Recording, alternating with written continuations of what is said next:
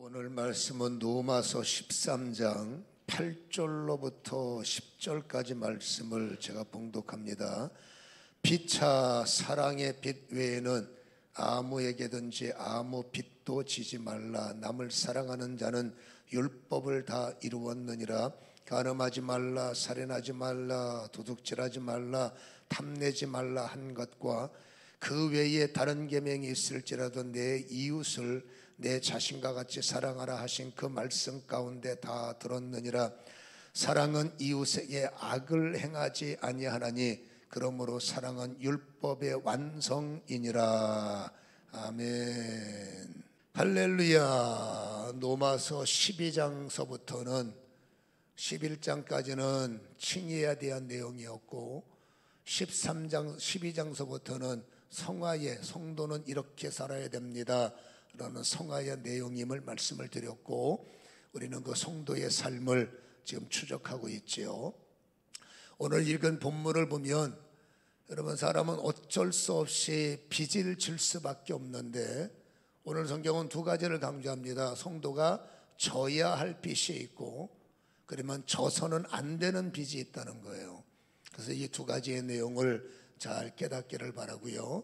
첫 번째로 져야 할 빚, 이건 질 수밖에 없는 빚이 뭡니까? 우리가 읽었던 8절에 보면 사랑의 빚 외에는 이렇게 말씀하셨기 때문에 당연히 하나님의 사랑의 빚은 져야 되고 또 질 수밖에 없는 거죠. 주님의 사랑 아니면 감당이 안 되니까 주님의 사랑은 져야 되고 질 수밖에 없고, 지면 질수록 기분 좋고 지면 질수록 좋은 것이 바로 하나님이 우리에게 주시는 사랑의 빚임을 우리는 알 수가 있는 거예요. 요한일서 4장 16절에 유명하지 않습니까? 하나님은 사랑이시다 라고 말씀했고, 반면에 그 사랑 속에 살아가는 인간은 어쩔 수 없는 태생의 죄인이기 때문에 생각하는 것이 악하고 약할 수밖에 없단 말입니다. 그러니까 하나님은 여러분 사랑이시고 이유를 불문하고 탕자같이 살아가는 우리를 포기할 수가 없잖아요. 영적 부모니까 어떻게 하든지 우리를 여러분 사랑하셔서, 사랑하는 것으로 끝나는 것이 아니라 하나님의 강력한 사랑을 굳어지는 인간의 마음, 그리고 내 맘대로 살려고 하는 인간의 마음 속에 하나님은 강력하게 그 사랑의 은혜와 사랑의 영을, 사랑의 힘을 인간에게 부어주신다는 겁니다. 그게 우리가 읽어왔던 로마서 5장 5절의 말씀이었단 말이에요. 다시 한번 우리가 상고를 해보면, 소망이 우리를, 로마서 5장 5절, 소망이 우리를 부끄럽게 하지 아니하면 우리에게 주신 성령으로 말미암아, 읽어봅니다. 하나님의 사랑이 우리 마음에 부음받습니다. 왜 하나님의 사랑이 계속 우리에게 부어지느냐? 인간은 약해요. 설교를 들어도 잊어버리는 약함이 있고, 말씀을 받아도 이거는 내 거, 이거는 내 거 아니야 스스로 분리해버리는 약함이 있고, 또 세상은 다 죄에 약하지 않습니까? 그가 여러분 경건하기가 어려운 거예요. 경건을 마음을 먹지만 실질적으로 경건이 어렵고, 경건하려고 애를 쓰지만 경건이 파괴되기 때문에 경건하기만 살면 주님의 십자가가 왜 필요하겠습니까? 그러니까 인간은 경건이 안 되기 때문에 결국 연약한 인간을 경건화를 유지하려면 주님의 대속의 십자가의 피, 죽을 수밖에 없기 때문에 로마서 5장 6절을 보면 이렇게 기록하고 있습니다. 우리가 아직 연약할 때에 약속대로 그리스도께서 경건하지 않은 자를 위해서 대속 죽으셨다. 그리고 8절은 이것이 확정됐던 로마서 5장 8절에 보면, 자 함께 읽어보겠습니다. 시작. 우리가 아직 죄인 되었을 때에 그리스도께서 우리를 위하여 죽으심으로 하나님께서 우리에 대한 자기의 사랑을 확증, 절대 나는 너를 포기할 수 없어. 왜?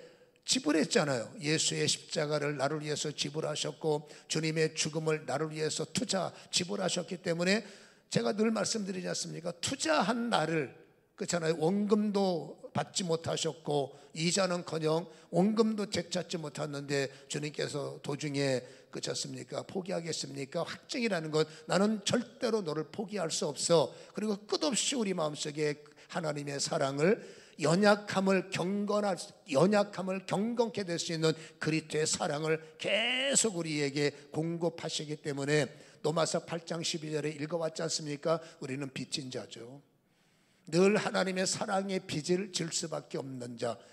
그리고 여러분, 이 빚은 갚을 방법도 없고, 여러분 빚은 그만 져야 돼요. 하나님의 사랑의 빚은 그만 질 수가 없는 게, 우리는 또 기도하잖아요. 응답을 받으려면 빚지는 거고, 우리는 예배하잖아. 우리의 예배가 빈손 예배는 되겠습니까? 연락이 돼서 무엇인가, 연락은 뭡니까? 우리의 죄가 소멸되며 우리의 무거운 짐이 어떻게든지 내려지고, 하나님의 놀라운 보물찾기 지혜를 주셔서, 아, 말씀을 들어보니까 그랬구나, 말씀을 받아보니까 길이 있구나, 이거란 말이죠. 이게 다 해서 하나 빚진 자거든요. 그러니까 사랑의 빚은 멈출 수가 없고, 아니죠, 멈추면 안 되고, 오늘도 지속적으로 우리는 하나님의 빚을 질 수밖에 없는, 하나님 빚 아니면 살아갈 수 없는 우리는 연약함이 있더라, 그 말입니다. 그래서 지면 질수록 좋은 것은 하나님의 사랑의 빚임을 우리는 알 수가 있고, 하나님은 우리에게 빚을 주시는 일에 너 이제 그만 갖다 써, 너는 감당도 안 돼가 아니라 얼마든지 애니타임 언제든지 주님께서 원하시면은 그저 베풀어 주시고 부어 주시고, 아까 말한 5장 5절 계속 사랑의 은혜, 사랑의 빚을 이길 수 있도록, 연약함을 이길 수 있도록, 경건을 깨트리는 것을 막을 수 있도록 확정 계속 투자했으니까 계속 부어 주시는 거 기억하셔야 돼요. 나는 하나님의 사랑의 힘을 받고 사는 사람이구나. 그리고 우리는 사랑의 빚진 자이고, 여러분, 이 빚은 반드시 갚아야 할 빚입니다. 하나님의 사랑의 빚은 받기만 하는 것이 아니라 반드시 갚아야 되기 때문에 채무를 이행하라. 너 빚졌지? 너는 채무를 이행해야 돼 라는 명령서가 바로 9절에 있단 말입니다. 9절에는 뭐라고 되어 있어요? 하반절에 보면 내 이웃을 내 자신과 같이 사랑하라. 이 말씀이 주님께서 채무 이행 명령, 다시 말해서 하나님의 빚을 갚는 현장이에요. 하나님의 방식은 빚진 자에게 너는 이렇게 내 빚을 갚아야 돼, 그 방식을 정해 주시는데, 이웃을 사랑하는 현장, 이웃과의 만남을 통해서 하나님께 영광을 드리는 현장을 하나님은 이렇게 말합니다. 너는 나의 채무를 이행하는 자리다. 그러니까 내가 하나님의 사랑을 받아서 하나님의 은혜 속에 살잖아요. 그러면 여러분, 하나님께서 그 이웃에게 네가 받은 사랑을 그대로 쏟아보아라. 너로 말미암아 저 사람이 너로 말미암아 빚진 자가 되게 하라. 우리는 하나님에게 빚을 졌잖아요. 이것 갖고 나 혼자 사는 것이 아니라 내가 너에게 부어진 빚을 저에게 부어서 그에게 영향력을 행사해서 그도 너로 인하여 너 때문에 내 사랑에 빚진 자가 되게 하라. 이것이 하나님의 말씀이고, 이것이 바로 채무 이행의 현장이라는 것을 우리에게 보여주고 있지요. 끝없이 하나님의 사랑을 부어주시니까 우리는 하나님을 사랑할 수밖에 없어요. 여러분, 성도가 하나님을 사랑하지 않으면 모든 게 무용지물이죠. 그러니까 신앙에서 가장 중요한 것은 뭡니까? 하나님의 사랑이에요. 근데 여러분, 이 하나님의 사랑은 증명이 돼야 돼. 눈에 보이지 않는 이 하나님의 사랑을 하나님은 증명하라는 겁니다. 어디서 증명하느냐? 마태복음 22장 37절로부터 40절을 보면 예수께서 이르시되 내가 마음을 다하라, 목숨을 다하라, 뜻을 다하라, 주 너희 하나님을 사랑하라. 여러분, 하나님을 사랑하는데 평범하게 생각하지 말고 기양히 사랑할 때는 화끈하게 사랑하자. 이게 주님의 사랑 맛이에요. 사랑하는지 안 하는지 이도 아니고 저도 아니거나 기양히 우리가 사랑할 바는 확실하게 사랑하자. 마음을 다해 사랑하자, 힘을 다해 사랑하자, 목숨 걸고 사랑하자. 이게 주님의 요청적 사랑이고, 주님은 그렇게 하셨어요. 마음을 다해 주시고 나를 위해서 온 힘을 다해 주시고, 정말로 여러분 그리스도의 생명을 주시면서까지 그분은 말로만 열심히 사랑해가 아니라 실행하며 사랑하신 분이 예수님의 사랑임을 알잖아요. 여러분, 하나님과의 사랑은 힘이 들어도 괜찮아요. 하나님과의 사랑은 해볼 만한 사랑이에요. 그렇잖아요. 근데 이 하나님의 사랑은 증명이 되어야 된다는 겁니다. 마태복음 22장 38절에 이것이 크고 첫째 되는 계명이요. 39절에 읽어봅니다. 시작. 둘째도 그와 같으니 내 이웃을 내 자신같이 사랑하라 하셨으니 40절. 이 두 계명이 온 율법과 선지자의 강령이 뭡니까? 반드시 지켜야 돼. 여러분 첫째 계명, 둘째 계명은 남남이 아니라 여러분 첫째 계명은 십자가의 수직이요, 여러분 둘째 계명은 십자가의 수평이란 말이에요. 저 가운데 주님의 심장이 못 박힌 자리란 말이죠. 다시 말해서 하나님은 일방적 사랑이 아니라 하나님은 반드시 이웃과의 사랑을 연결하기를. 왜? 그 이웃은 하나님의 자손이요, 내가 구원받아 목사되고 장로되고 성도된 것처럼 어쨌든지 또 우리는 하나님의 빚으로 살잖아. 도와주시니 지켜주시니 이끄시니 내가 힘들 때 힘들도록, 내가 괴로울 때 덜 괴롭도록 계속 도와주시는 게 빚지는 거 아니겠습니까? 이토록 내가 너에게 도움을 주어서 내가 너에게 빚을 주고 네가 행복하게 살듯이 바로 저 사람, 저 이웃, 나를 떠나서 혼자 힘들고 혼자 괴로워하고 혼자 이러고 뭐 잘 사는 사람도 있고 못 사는 사람이 있지만 하나님은 여러분 광야에서 광항하는 그 백성을 어떻게 하든지 건져내고자 나에게 인내를 갖고 기다려주신 것처럼, 나에게 여러분 누군가를 통해서 구원하신 것처럼, 우리 여기 장선주 권사님이 저희의 구원자예요. 저분을 통해서 저에게 끝없이 복음을 전하게 하고 끝없이 기도하게 했던 것처럼, 여러분 어쨌든 누군가를 통해서 하나님은 구원의 손길을 맺힐 때 그게 네가 됐으면 좋겠다. 왜? 너의 이웃이 있으니까, 네가 만나는 사람이 있으니까. 너는 혼자 사는 게, 무인도에서 혼자 아니잖아요. 함께 공동체를 할 때 너는 그들에게 내 사랑의 빚을 좀 나눠줘라. 네가 대출자가 좀 되라. 내 사랑을 대출받아서 저들에게 좀 부어줘라. 어려울 때 도와주고, 힘들 때 도와주고, 지칠 때 도와주고, 원소리에도 좀 도와줘라. 내가 사랑하는 사람이니까 싫어도 나를 위해서 좀 도와줘라. 이게 주님의 메시지라는 것을 우리는 잘 들어야 할 필요가 있다, 그 말입니다.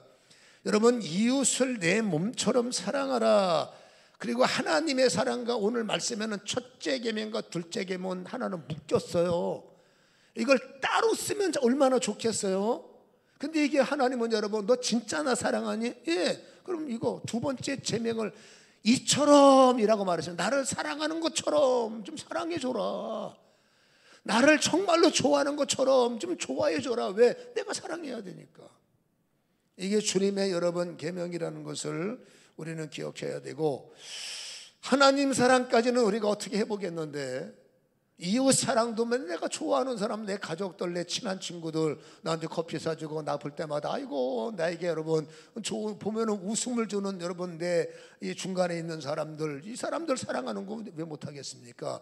근데 하나님은 이웃이라는 포괄적 단어를 던졌단 말이에요. 좋아하는 사람, 싫은 사람, 안 보고 싶은 사람, 보고 싶은 사람, 이런 사람, 모든 사람을 포괄해서 너는 이 사람들을 좀 사랑해 줘라. 나를 대신 좀 빚 좀 줘라. 이것을 우리에게 말씀하고 있다, 그 말이죠. 솔직한 얘기로 이웃 사랑 어렵습니다. 저도 목사지만 쉽지는 않습니다.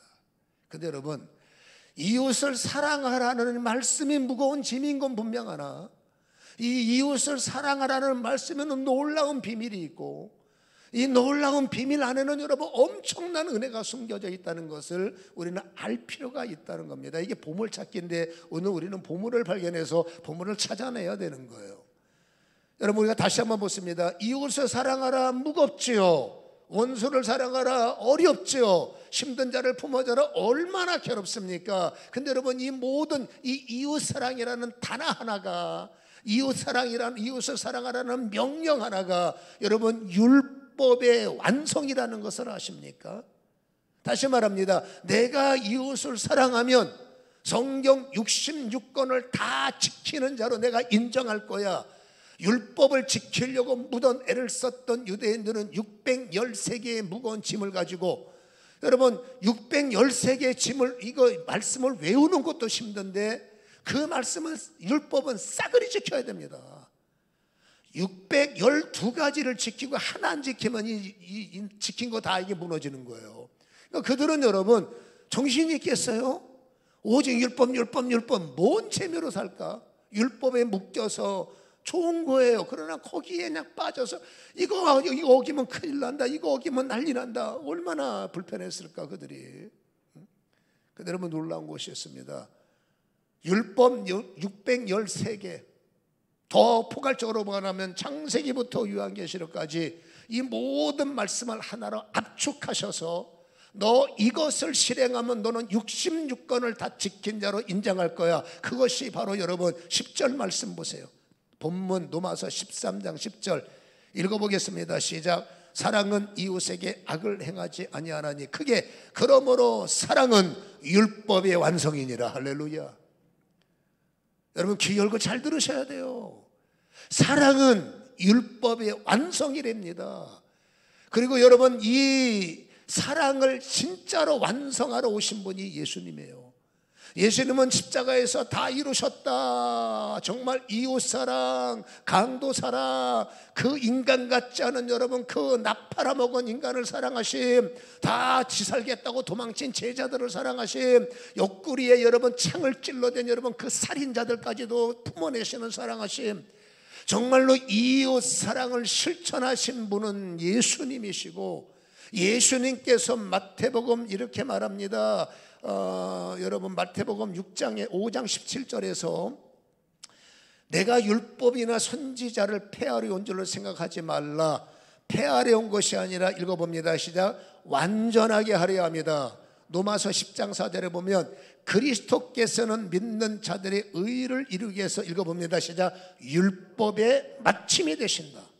예수님은 율법을 완성하러 오셨고 예수님은 율법을 마치러 오셨어요. 이 완성과 마침을 유일하게 해내신 분이 예수님이에요.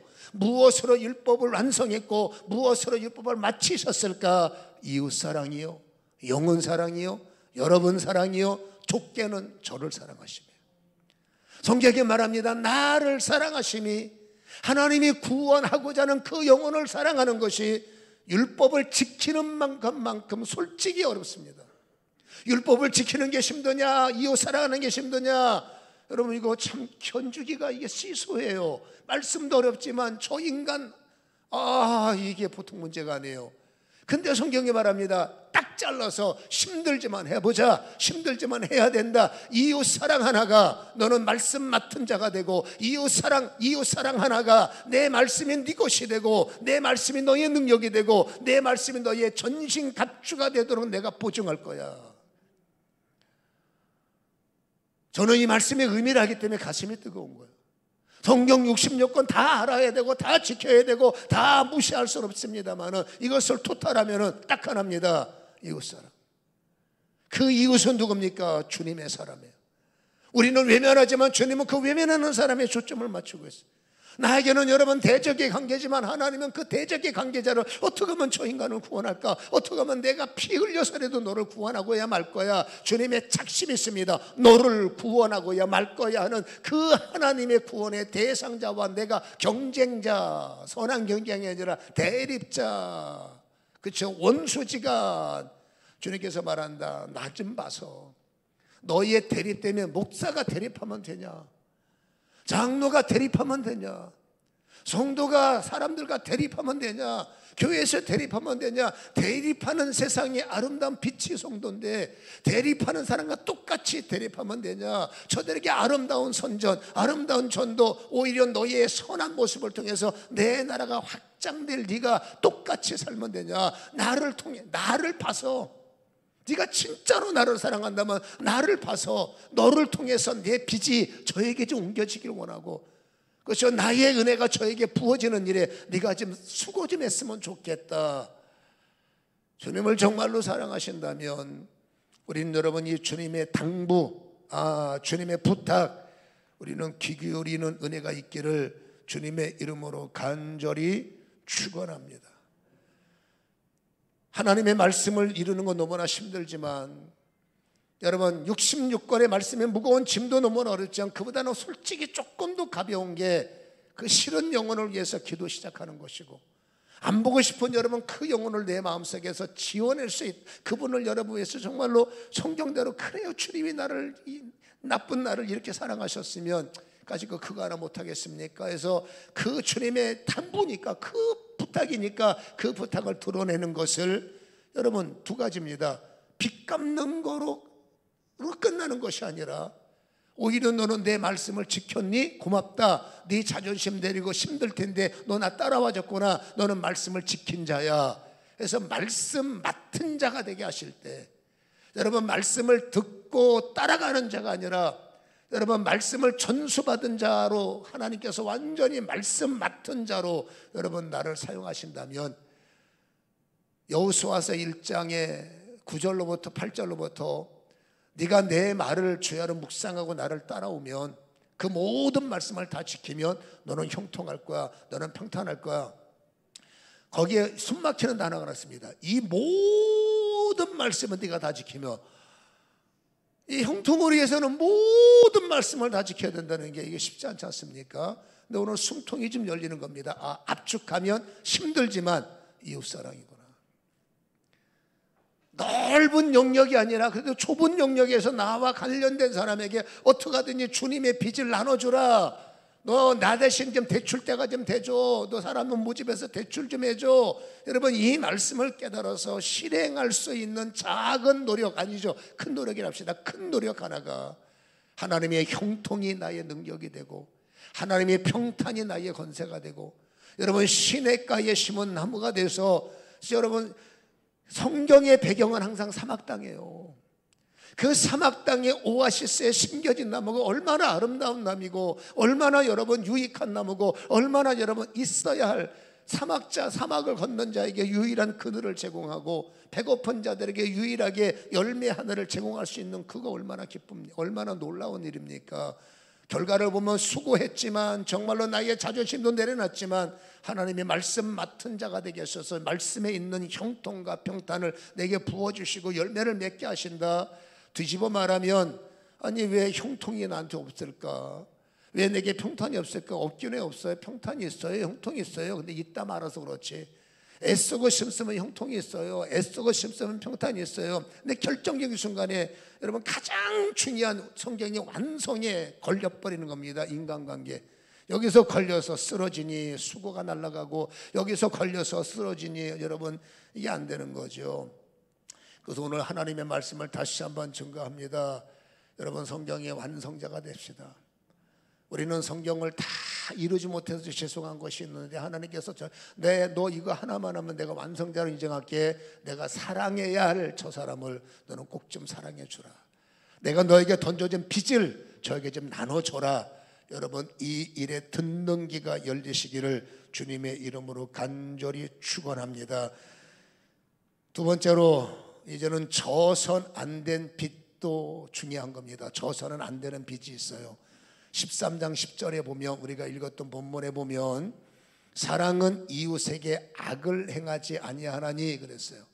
이웃에게 악을 행하지 말라. 어떠나 간음하지 마, 살인하지 마, 도둑질하지 마, 탐내지 마. 이 밖에 많은 말씀이 있잖아요. 이걸 다 압축하면 딱 하나입니다. 남한테 해를 끼치지 마라.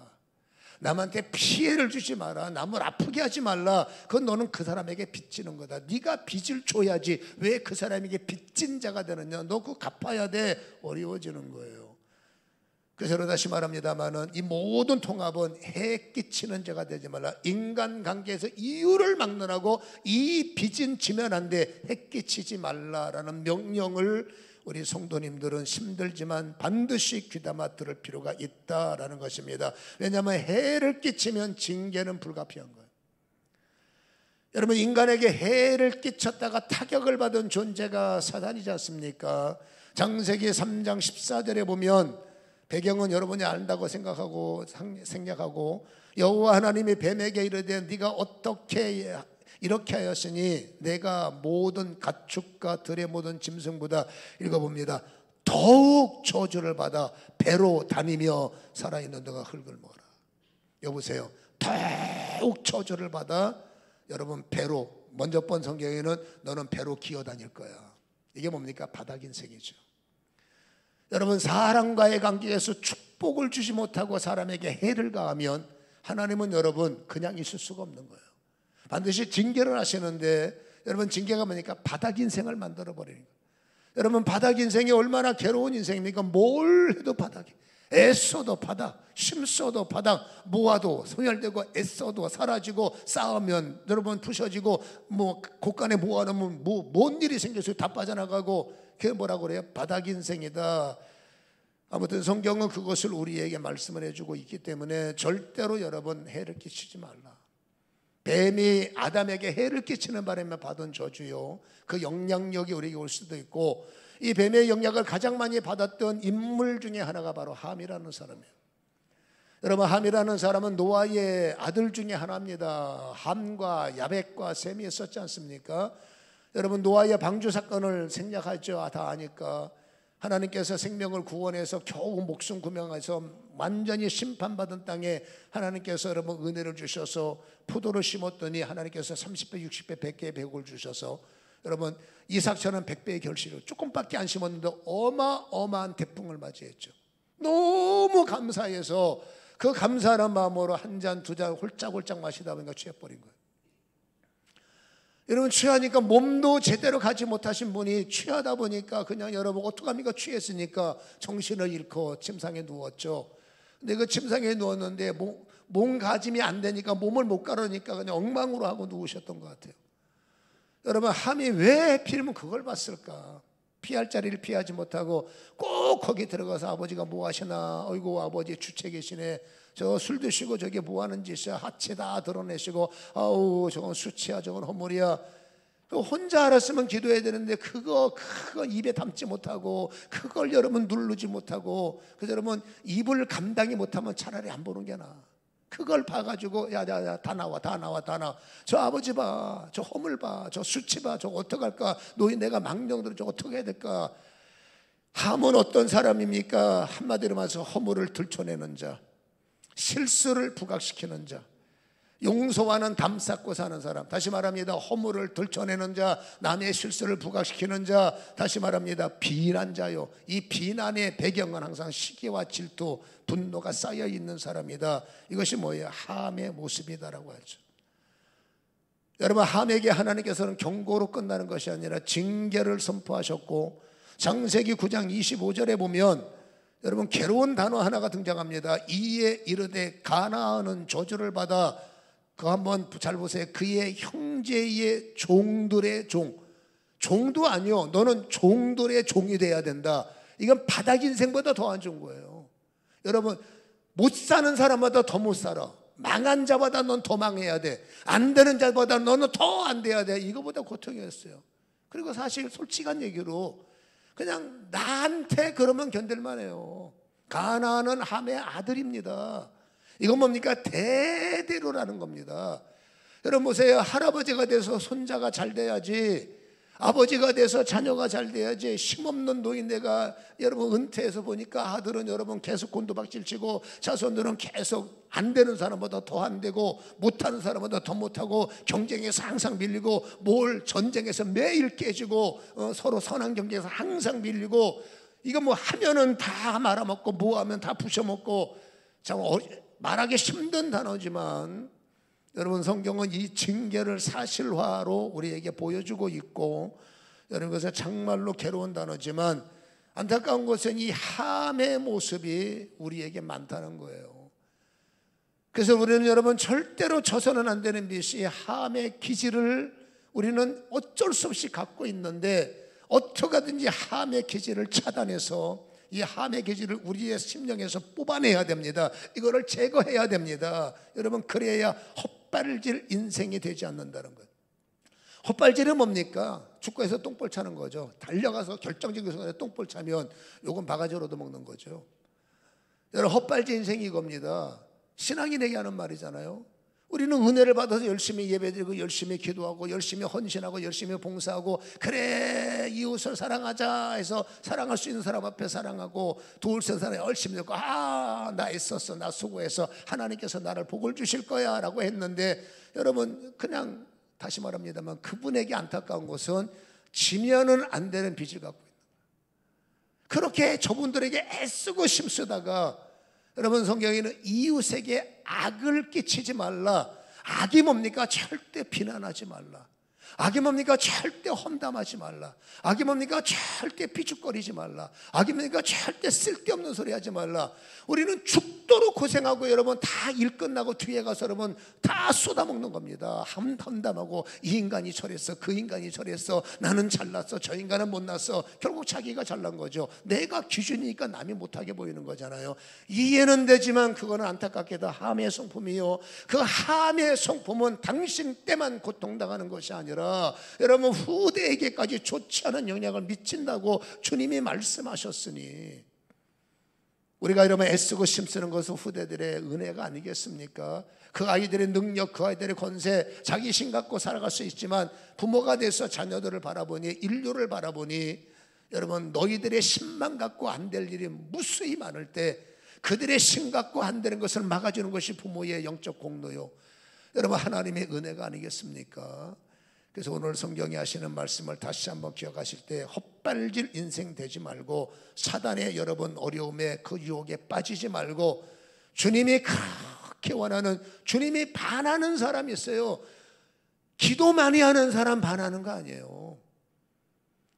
여러분 영성 있는 사람 반하는 거 아닙니다. 사명 때문에 그러는 거지. 주님은 누구한테 반하는지 아십니까? 진짜로 그럼에도 불구하고 여러분 이웃을 사랑하는 사람, 어떻게 하든지 내가 조금 손해보더라도 이웃에게 해를 끼치지 않은 사람에게 하나님은 반하시는 거고, 여러분 가나안의 반대는 야벳입니다. 가나안의 반대는 셈입니다. 다시 말해서 함의 반대는 여러분 야벳이에요. 여러분 셈입니다. 같은 형제인데 이 두 사람은 함의 말을 듣고 그랬지 내가 그럴 줄 알아서 똑같은 인간이 되는 것이 아니라 여러분 그 말을 듣고 뒤돌아서서 당신도 옷을 벗어서 아버지 허물을 뒤돌아서서 덮어드리고 보지도 않고 나왔다는 것. 허물을 덮는 자가 될 거냐, 들춰내는 자가 될 거냐, 나를 비난하는 자가 될 것이냐, 남의 비난을 덮어주는 자가 될 것이냐, 어떻게 하든지 시기 질투하는 인생으로 끝장을 낼 거냐, 아니면 내 인생 한 번 더 기회를 얻을 것이냐.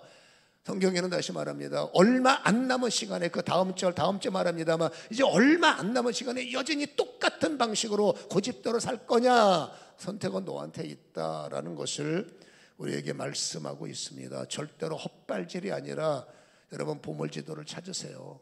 어찌 보면 제일 쉬운 것이, 성경 중에 그나마 쉬운 것이 감정 하나 내려놓는 것이고, 그 여러분 성품 하나 포기해서 하나님의 말씀대로 이웃을, 그들을 덮을 수 있을 때 하나님은 야벳처럼 너는 유럽의 근본이 될 것이요 셈처럼 너는 이스라엘 신앙의 근본이 되리라. 이것이 그들의 뿌리라는 사실을 기억하시기를 주님의 이름으로 간절히 축원합니다.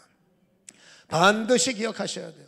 반드시 실행하셔야 돼요. 우리 하반기 인생, 남은 인생을 바꿀 수 있는 유일한 여러분 도전의 말씀이라는 것을 잊지 마셔야 됩니다. 개인적으로 고민을 해보셔야 돼요. 말씀이 나왔기 때문에 저는 개인 채무를 덮을 수가 없어서 성경이 말하는 대로 소개를 하고 가려고 합니다. 여러분 사랑의 빚 져야 되고, 그렇죠, 남에게 해를 끼치는 거 하지 말아야 되죠. 또 한 가지 있습니다. 개인 채무. 오늘 여러분 성경에 우리가 8절을 봤지 않습니까? 그 윗절에 나와 있는 내용 중에서 이런 말이 있습니다. 로마서 13장 7절에 모든 자에게 줄 것을 주되 조세를 받을 자에게 조세 바치고 관세를 받을 자에게 관세를 바치고 두려워할 자를 두려워하며 존경할 자를 존경하라. 우리가 투표해서 대통령을 세웠으면 네 편이고 내 편이고를 떠나서 성도들은 상황이 달라요. 어쨌든 여러분 질서에 순응을 해서 나라가 안정을 얻도록 기도해야 되고, 네 편 내 편을 말하는 게 아닙니다. 국가를 위해서 기도해야 되고, 성경에 세운 질서를 위해서. 여러분 사울 왕은 전자로 여러분 악질이 돼버렸습니다만 다윗은 끝까지 하나님이 기름 부어 세운 왕을 위해서 중보했던 사람이요 축복했던 사람, 복된 사람의 모습이지 않습니까? 그래서 우리는 여러분 하나님께서 세우신 나라의 법이나 이런 질서들에게 따라가려고 애를 쓰셔야 된다는 것이고, 관세 조세, 여러분 성도가 세금 떼먹으면 안 돼요. 저는 교회가 불만인 게 왜 교회가 세금을 안 냅니까? 대한민국 안에 살면서 물론 종교는 이랬자 저랬다 충분히 이해되지만 국가 안에서 사는 여러분, 우리도 어찌 보면 하나의 단체인데 영적으로는 분리지만 아무튼 간에 눈으로 보면 건물을 갖고 있고 교회에는 사회생활동과 연결되지 않습니까? 이웃을 만나라고 관세가 됐든 조세가 됐든 주님께서 말하죠. 가이사의 것은 가이사에게 내야 되고 하나님 것 하나님께 내야 돼라는 말씀처럼 절대로 성도들이 세금 떼먹으면 안 되고 기양인 낼 바위에 일찍 내세요. 맨날 연체하거나 물론 상황은 이해가 그것도 습관입니다. 자꾸 일찍 내는 버릇을 하고 절대로 떼어먹는 일은 절대로 좋은 게 아니에요.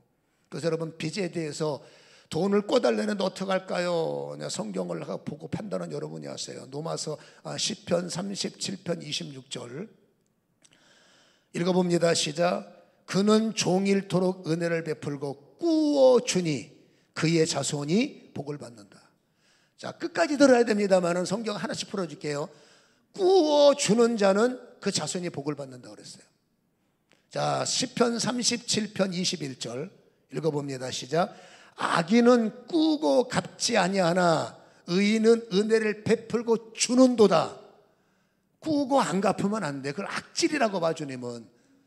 꾸면 안 되지만 아마 또 꾸면 갚아야 되는 거예요. 안 갚으면 안 돼요. 그러나 의인은 뭡니까? 꿔주는 개념이 아니라 주는 개념이라는 거예요. 자, 마태복음 5장 40절에 42절에 보면 읽어봅니다. 시작. 내게 구하는 자에게 주며 내게 꾸고자 하는 자에게 거절하지 말라. 하나 결론은 뭡니까? 꿔주라는 거예요. 단 조건이 있어요. 아까 말했죠. 이웃에게 해를 끼치면 안 돼. 어려운 건 이해가 되는데 먼저 성경을 바라봐서 여러분 이웃에게 부담을 지우면 안 돼. 돈 빌리는 거 이웃에게 부담 지우는 거예요. 돈 끄는 거 이웃에게 굉장히 부담을 주는 거예요. 성경은 말합니다. 여러분 부담 주지 마라. 네가 절제하지 못한 삶을 왜 이웃이 져야 되며, 물론 여러분 어떻게 특별히 어렵고 그건 이해가 돼요. 너 어떻게 하든지 돈 빌리지 말고 어떻게 하든지 네가 절제하고 네 삶을 조여서라도 이웃에게 부담을 주지 않고 하늘에 계신 아버지가 씨름을 해서 네가 풀면 안 되겠니? 방법은 위에 있으니까. 없으면 꿔야죠. 근데 우리는 길이 있단 말입니다.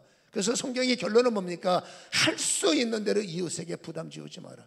나는 필요해서 돈 얘기하지만 그 얘기 듣는 사람은 괴로운 겁니다. 근데 여러분 성경은 말합니다. 들었으면 빌려줘라고 말하는데 이 빌려주는 개념은 주는 개념이라는 거예요. 다시 말해서 내가 삶의 여유가 10원밖에 없어. 내 상대방이 20원을 원해. 여러분 10원밖에 여유가 없는 사람이 20원을 빌려주면 10원의 고난을 내가 감당해야 돼. 이거는 여러분 이유 없는 이웃에게 고난을 지어주는 겁니다. 빚지는 겁니다. 결코 좋은 것이 아니기 때문에 성경에는 주라 그랬죠. 여러분 부담을 지우지 않아야 되는데 부담을 줬다면 우리는 이렇게 해야 됩니다. 여러분 10원만 주세요. 내가 10원을 줘서 10원을 주면 그래도 나는 어떻게 움직이잖아. 얼마나 어려우면 나한테 돈을 빌리겠어. 그 돈 빌려갖고 여러분 명품 백 사러 가면 가만 안 두겠지만 설마 여러분 쇼핑 가려고 돈 빌리진 않을 거 아니에요. 얼마나 힘들면 모르겠어. 부담을 주면 안 되는데 얼마나 본인도 망설이다가 돈 얘기했겠어요. 근데 여러분 다시 말합니다. 정 때문에 인간 깨지면 안 돼.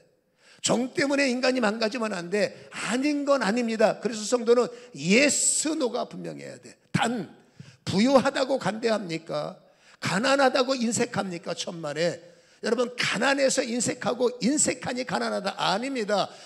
부자가 관대하냐 천만의 말씀. 마음입니다. 여유가 있는데도 마음이 없는 사람은 죽었다 깨려도 안 빌려주는 거예요. 가난했던 사람이 부자가 되면 돈 빌려주고 갔으니까 더 안 빌려줍니다.